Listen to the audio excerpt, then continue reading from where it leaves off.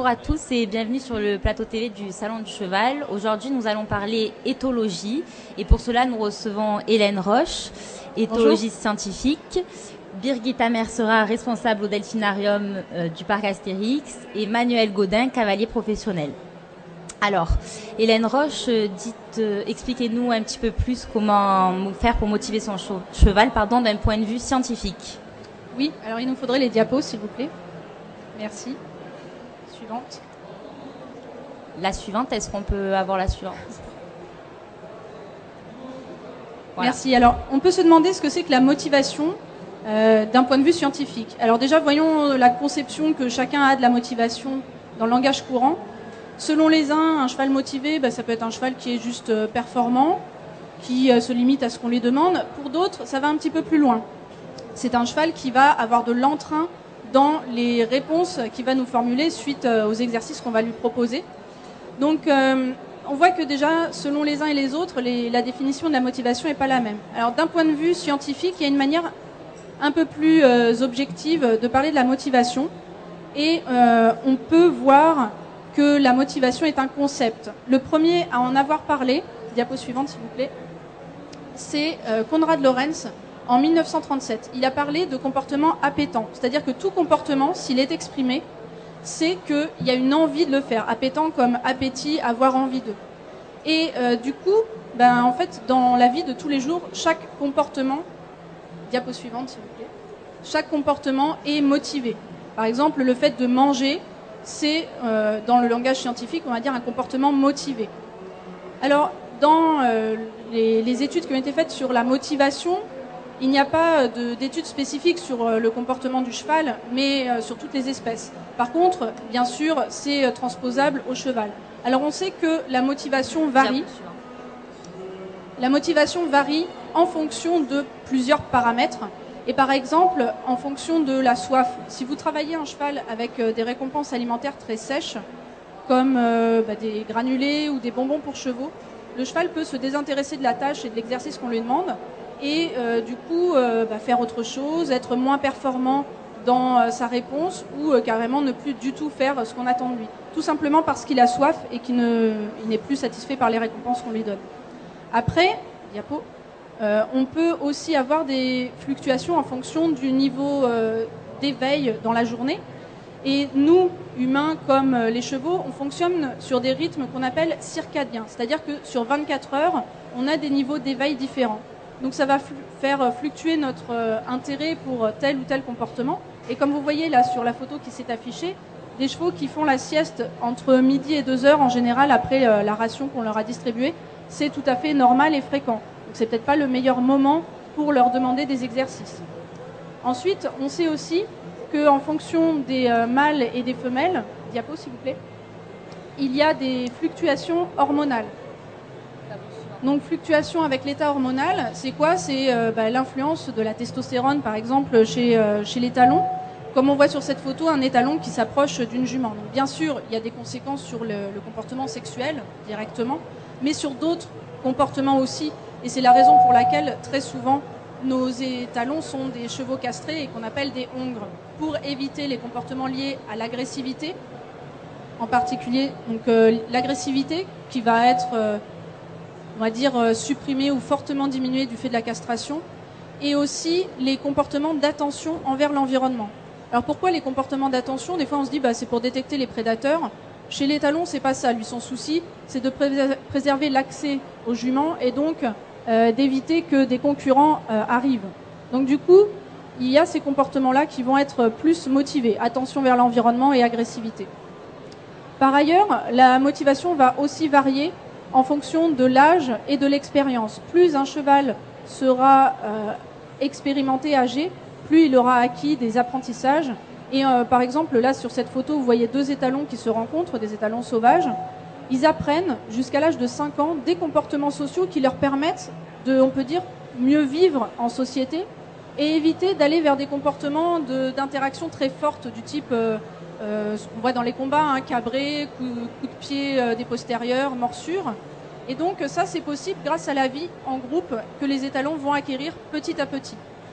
Donc ça, c'est vraiment du fait de l'âge et de l'expérience que les individus vont acquérir. Ensuite, chez le cheval en particulier, on a des études qui malheureusement montrent que souvent ça ne va pas en conditions de vie domestique et que ça vient du fait de carences dans certains comportements qui ne sont pas satisfaits. Alors là, j'ai affiché les termes qui sont concernés, c'est en particulier s'alimenter, bouger librement et interagir avec des congénères.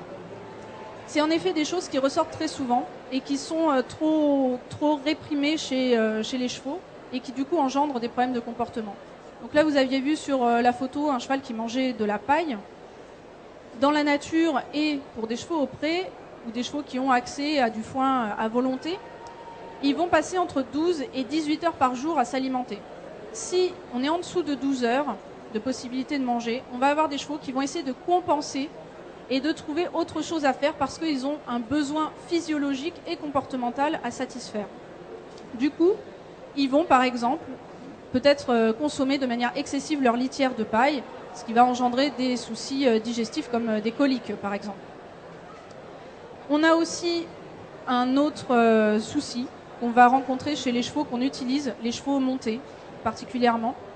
Et on peut retrouver des chevaux par exemple qu'on appelle rétifs. Les chevaux qu'on dit rétifs, c'est des chevaux qui ont appris des choses qu'on ne voulait pas parce qu'on n'a pas forcément été clair et qu'eux, ils n'ont pas compris ce qu'on attendait d'eux.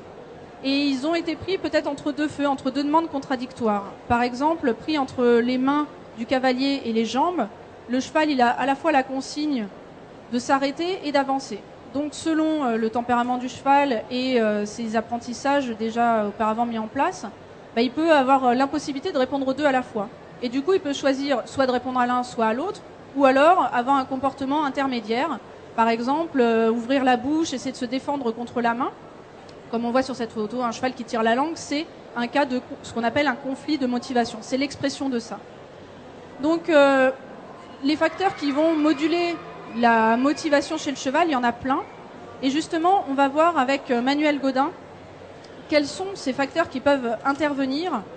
Et on va en particulier développer ça sur un cheval qui a croisé la route de Manuel Godin il y a maintenant plus de 3 ans, Perlofé. Manuel Godin est cavalier professionnel.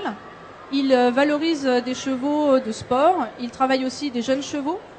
Il est BE2 et nouveau directeur technique au Haras de la Sens. Et donc il s'est vu confier ce cheval, Perlofé, il y a 3 ans, quand ce cheval sortait des courses, donc retraité des courses à 4 ans, et confié par la revue Cheval Pratique, qui souhaitait voir comment c'était possible de peut-être réorienter ce cheval vers une utilisation de loisirs ou de sport. Mais je laisse Manuel nous en parler. Bonjour. Donc effectivement, on a essayé de redresser Perlofé et essayer d'en faire un cheval de selle. Il sortait du milieu des courses. On a repris vraiment le travail à pied, commencer par ça, comme si je redébourrais un cheval. Donc lui expliquer qu'il pouvait tourner en longe en main, qu'il pouvait accepter le montoir. Tout ça en essayant d'avoir des codes précis, de manière à ce qu'il comprenne ce qu'on lui demande et d'installer une relation de confiance entre nous deux. Lui, il connaissait vraiment son travail qui était de galoper avec d'autres chevaux dans le même sens. Et il a fallu lui apprendre d'autres choses, notamment, on peut le voir ici, par exemple, refuser de passer une bâche. Et ça, c'est un nouvel apprentissage qu'il fallait, pour sa future vie, essayer de lui apprendre. La première réponse était celle-ci.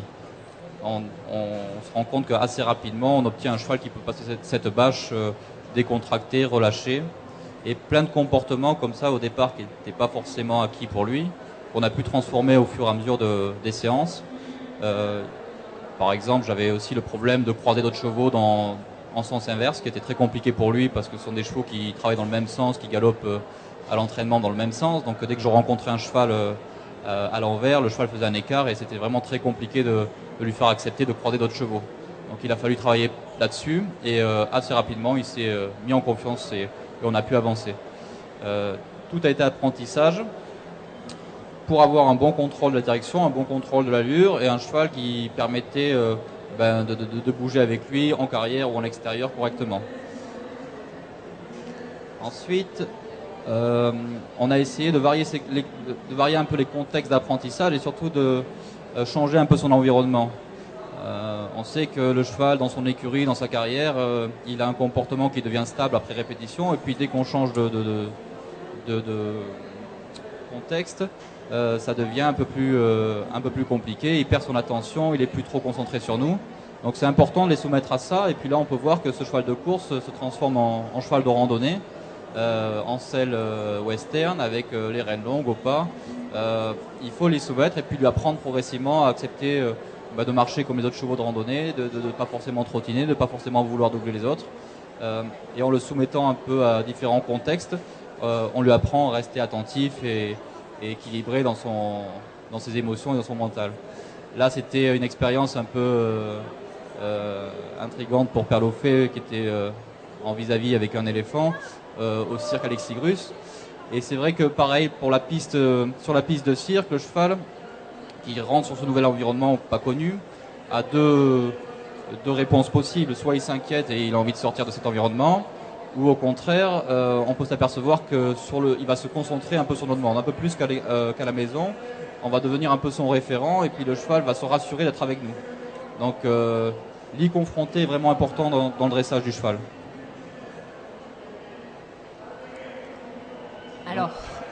Donc voilà. Alors, ça a été le retour aux sources. 2 ans après formation, on a décidé avec la revue de repartir un peu sur le champ de course, et on a participé à un entraînement avec les jeunes chevaux galopeurs. Et le cheval, alors j'étais très surpris parce qu'il est resté très très attentif, très concentré, sûr de lui, pas du tout inquiet de revenir dans cet élément qu'il connaissait. Et on a eu une vraie complicité ce jour-là, et vraiment un cheval qui s'exprimait dans son physique, dans son galop, dans sa génétique aussi, parce que ce sont des chevaux qui sont faits pour ça. Et on avait vraiment eu un cheval prêt pour faire ça sans stress, sans problème. Par contre, voilà, la limite un peu des choses, c'est que 2 jours après ou le lendemain, le cheval avait intégré qu'on repartait un petit peu dans l'entraînement de course, et puis là on retrouvait un petit peu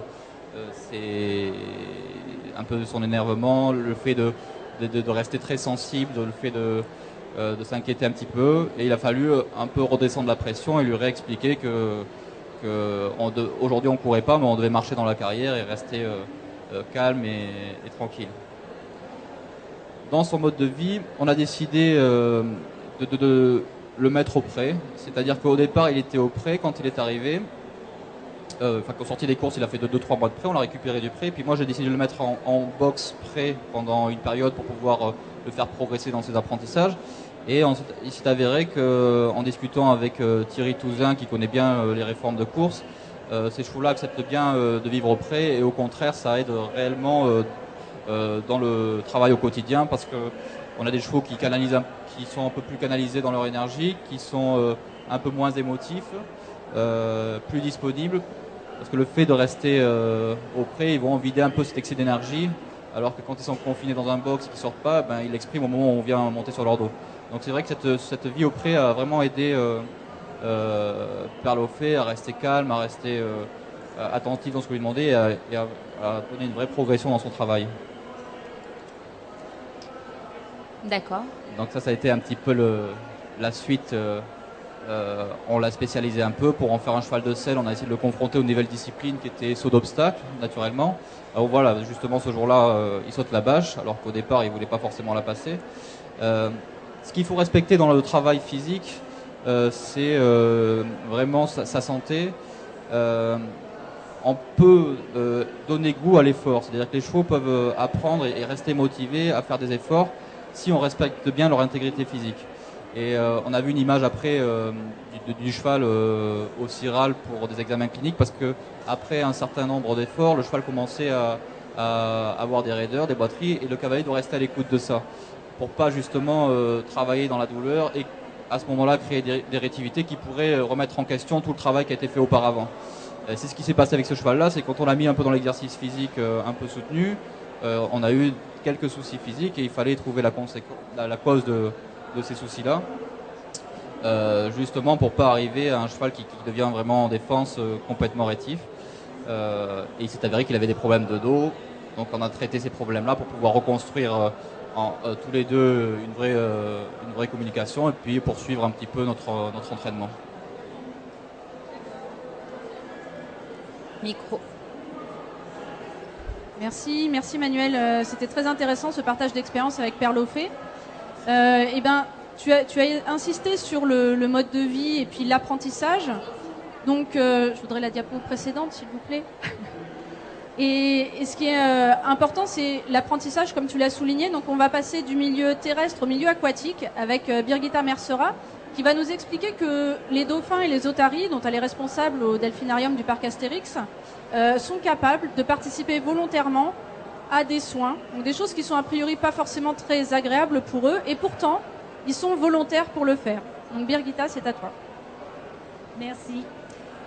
Oui, donc pour réussir l'apprentissage avec nos dauphins otaries, il faut d'abord faire très attention à leurs différentes personnalités.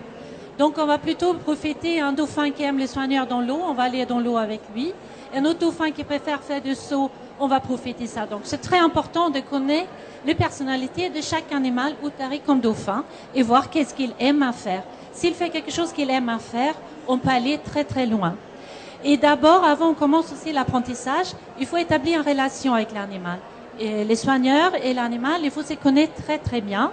Il y a une complicité qui s'est établie entre l'animal et les soigneurs. Et surtout, il faut que l'animal il a beaucoup confiance à son soigneur. S'il a beaucoup confiance en son soigneur et cette relation, on peut arriver à beaucoup de choses. Donc nous, avec les dauphins otaries, avec tous les mammifères marins, on travaille avec conditionnement opérante. Donc c'est un renforcement positif. Tout est basé sur le positif. Donc les renforcements premiers, c'est les nourritures. Donc on donne des poissons aux dauphins otaries. Mais aussi le renforcement secondaire est très important. Et renforcement secondaire, c'est tout ce qui est l'attitude des soigneurs. Être positif, encourager, montrer comme il est content de son animal. Et aussi, c'est des caresses, des choses que chaque animal apprécie. Ça peut être les caresses, mais on peut aussi donner un jouet après. Ou souvent, on saute dans l'eau pour câliner les dauphins parce qu'il adore ça, pour vraiment montrer comment on est content de lui. Et donc, tout est vraiment basé sur le positif.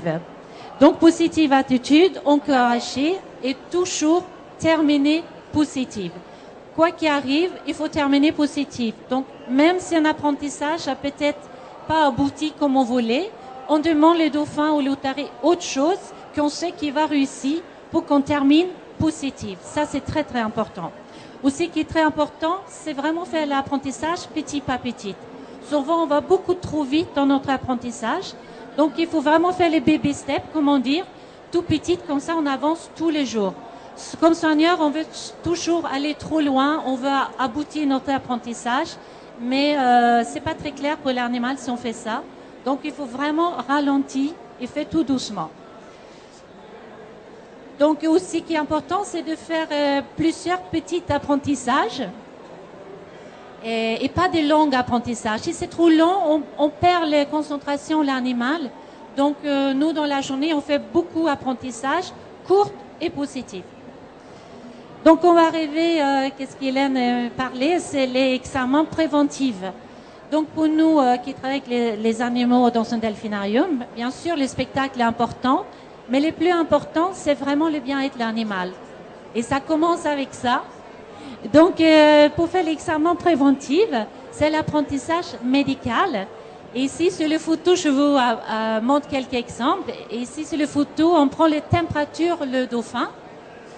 Voilà, on peut rester sur cette image. Voilà, on peut avancer l'image pour prochaine. Oh. Voilà. Là, en fait, on a un cope dans la main et le dauphin, il a appris à respirer fort pour que les vétérinaires ils peuvent faire un examen, les respirations, le dauphin. On peut faire diapo au prochain. On avance. Voilà, là, on fait les températures de notre dauphin. Et si on avance encore une, voilà, on peut rester sur cette image un peu. Je vais expliquer. Là, on fait l'échographie sur le dauphin. Mais pour arriver là, il faut d'abord les soigneurs. Ils prennent le dauphin tout seul, sans boîte, sans vétérinaire, juste mettre les dauphins en position d'échographie. Il faut savoir qu'un dauphin est un animal qui est toujours en mouvement. Donc, de rien faire, c'est quelque chose de difficile pour un dauphin, de rester immobile. Donc ici, c'est l'image, on a l'échographie. Donc d'abord, les soigneurs, il a demandé quelques secondes que le dauphin reste en position pour l'échographie. Quand il est très à l'aise dans les positions, on va demander plus et plus de secondes et on peut arriver à faire 1, 2, 3 minutes dans les positions. Après, il faut présenter les boîtes parce que les boîtes, ça peut faire peur aux dauphins. Donc, on met les boîtes sans échographe à côté les plages et la même chose. Après, on va présenter le sonde sans allumer sur le ventre le dauphin. Donc, on touche légèrement le sonde sur le ventre et on reforce. On dit bravo, tu as bien fait. Et le jour suivant, on passe le sonde plus longtemps sur le ventre du dauphin. Et à la fin, on va allumer le sonde parce qu'il faut savoir que le dauphin, il attend l'échographe. Donc, ça lui fait peur dans l'eau. Donc, on met le sonde dans l'eau qui s'habitue avec le son. Et après, quand il est habitué avec le son, on va poser l'échographe sur son ventre. Et dernière étape, c'est présenter le vétérinaire que le dauphin, il ne connaît pas du tout. Et pour cela, un autre soigneur va jouer le vétérinaire au début. Et quand ça se passe très bien, on va demander à une autre personne étrangère de venir toucher le dauphin et jouer le vétérinaire. Jusqu'où, comme ça, le jour vétérinaire, il arrive, le dauphin est prêt pour l'examen. On peut faire le diapo suivant. Donc là, on a un dauphin qui monte sur une balance et le outari aussi, une fois par semaine, on va mettre sur les balances pour voir le poids, qui ne perd pas le poids, mais pas qu'il prend trop non plus. Et ça, il fait volontairement. Et les diapos suivants. Ici, le dauphin est en position de prise de sang. Donc, c'est les mêmes étapes. C'est vraiment petit pas petit. C'est très important. Au début, le soigneur est tout seul. Il demande le dauphin de donner son queue, se retourner et pousser sur le genou le soigneur. Donc, ça, c'est déjà extraordinaire qu'il arrive à là. Après, il faut travailler sur le temps. Et donc, il faut vraiment mettre le dauphin ou le outari en situation réelle. Quelque chose basique ou même banal pour nous, on met d'alcool sur le coton, le dauphin il va sentir les différences. Donc c'est important déjà à vraiment mettre en situation, donc avec un soigneur, un deuxième soigneur que joue le vétérinaire, on passe les cotons, on met de l'alcool sur le coton et après on met un peu pression avec les doigts pour faire le prise de sang. Et après, on peut prendre quelque chose, un stylo en envers, par exemple, et mettre un peu de pression dessus. Et la même chose, après, on va présenter une personne que le dauphin ne connaît pas. Et comme ça, il est prêt le jour que le vétérinaire est présent. Donc, c'est très important aussi de travailler avec différentes personnes qui viennent toujours accompagner le soigneur qui s'occupe du dauphin et que le dauphin, il a beaucoup confiance dessus. On peut faire les prochaines photos. Voilà, là vous voyez les positions de prise de sang pour le dauphin sous l'eau. Donc si le dauphin veut partir, il peut partir facilement. On ne peut pas lui forcer à rester là. Et vous voyez le même exemple avec l'outari. Ici le soigneur, il est bien avec son outari. Et à côté, il a le vétérinaire qui cherche le veine pour piquer l'outari. Et l'outari reste immobile jusqu'au que le soigneur, il a dit bravo, tu as beaucoup de renforcement derrière. Donc c'est ça qui est important. Quelque chose qui est peut-être un peu désagréable, ça vient très agréable pour l'animal. Parce que pendant il est en examen avec le vétérinaire, on câline, on caresse, on donne des petits poissons et avec le voix on encourage l'animal. Il sait après aussi quand c'est fini, il va avoir une grande récompense avec les soigneurs. Beaucoup de nourriture évidemment, mais aussi il va peut-être nager, câliner, avoir son jouet préféré. Donc tout est vraiment basé sur le positif. Et voilà, je voulais juste terminer pour dire que souvent l'apprentissage, ça vient quand on a une erreur ou quelque chose qui ne marche pas. Souvent, ça vient le soigneur et pas l'animal. Il faut que c'est très très clair dans la tête du soigneur et ça vient très clair pour l'animal. Et il y a quelque chose que Gray Stafford a dit dans le livre Humility. Il dit le bon décision de dressage commence par laisser son ego à la porte.